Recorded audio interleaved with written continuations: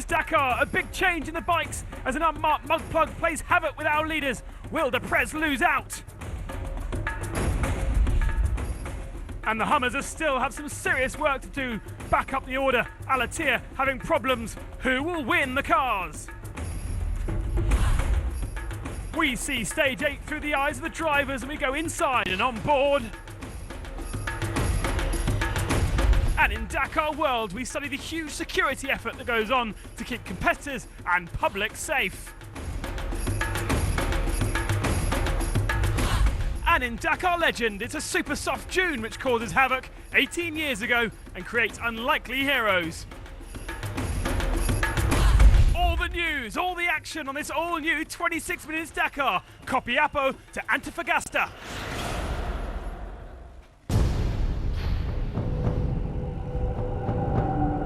Previously in the bikes, after 1 week, the Red Bull KTM of Cyril Deprez leads the way by 10 minutes.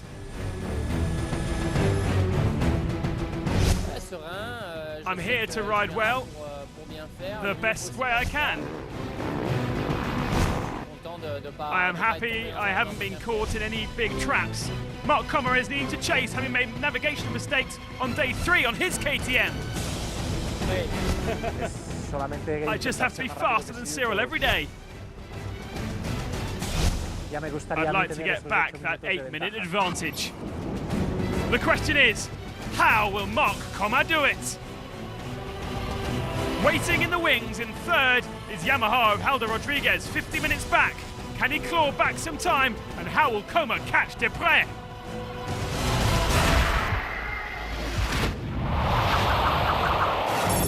After a well-earned rest day, the rally's back underway, heading towards Lima. And we visit 3 well-known bivouacs, starting with Antofagasta. After a day off resting weakened bodies and minds, the bikers had an early wake-up for the start of day 8. It's a time the riders treasure. The scenery looks stunning, and they can clear their minds before heading into the long day stage.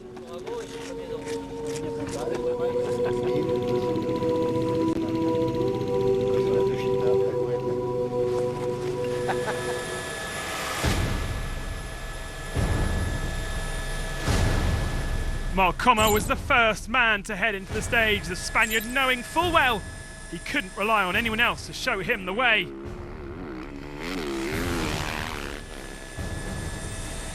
Navigation was a worry at the start of the stage, looking for a good route in the first few kilometres.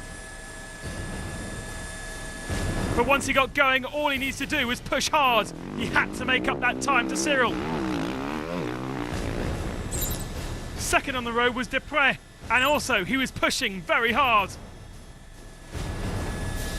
If he was in the dust of Kommer, he knew he was protecting his advantage. But then, disaster.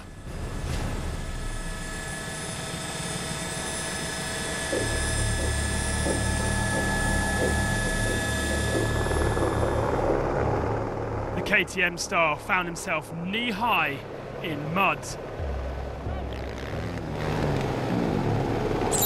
Soon after, the next man on the road, Paulo Gonçalves, made the same mistake.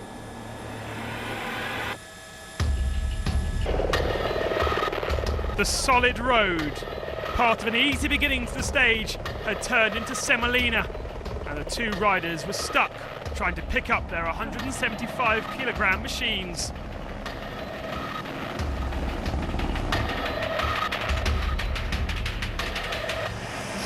As they waded about, the bikes collected more and more mud, and their overalls doing the same as well.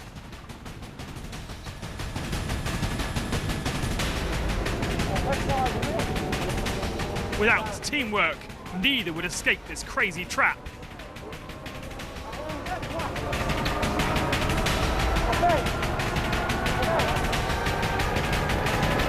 With helicopters hovering above, following competitors knew there was something going on, and like a stalling stallion, Rodriguez slammed on the anchors to find another way round.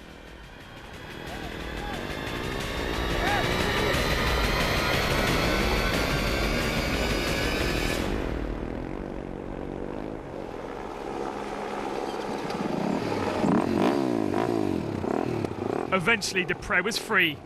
Having spent 10 minutes in the mud, the leader of the rally had lost all of his advantage.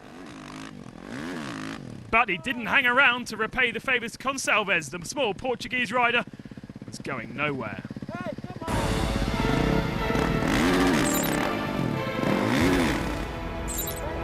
Meanwhile, Paul-Anders Ulvesæter made the same mistake as well.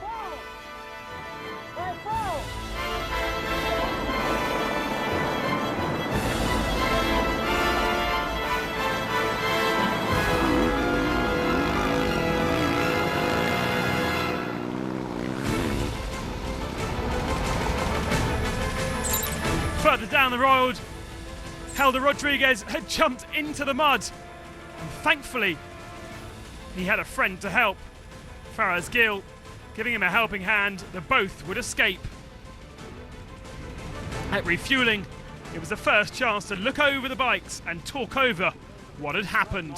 They don't do this in road because maybe you crash, big crash, and this. But this was new because they was making a road. But they check and make information because it's not normal.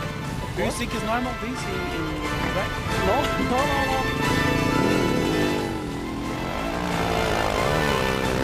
The Frenchman was underway once more, but with all this navigational equipment covered in mud, he lost a further 7 minutes by the end. I think I'm going to wait for a decision with the organisers because they've diverted everyone after me. We were 4 or 5 with Ulvesæter and Paulo Gonçalves to lose a lot of time.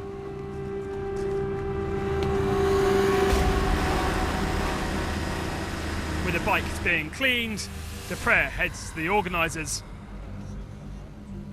From the moment we diverted the stage, we decided to deduce that time that those guys had stopped for the first competitors who got stuck in the mud, therefore keeping it all fair. Deprez wouldn't lose as much time as he thought.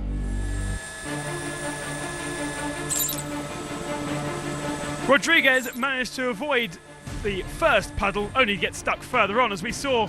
But thanks to the help of Faraz Gil, he didn't lose that much time. He was able to finish the stage a respectable 10 minutes down before he was given that time back. For Ruben Faria, the rally's just got interesting.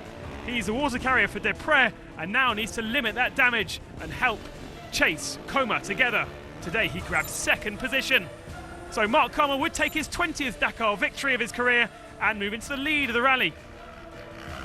But with that steward's decision, the gap is only 1 minute and 46 seconds now. Rodriguez is third on the day. Barreda Boer in fourth and Svitko fifth. Those two young chargers doing a really great job once more. In the overall ranking, it's got close between Coma and Deprez, with Rodriguez in third position, about 50 minutes off. Castor and Gonçalves round out the top 5. All our candidates are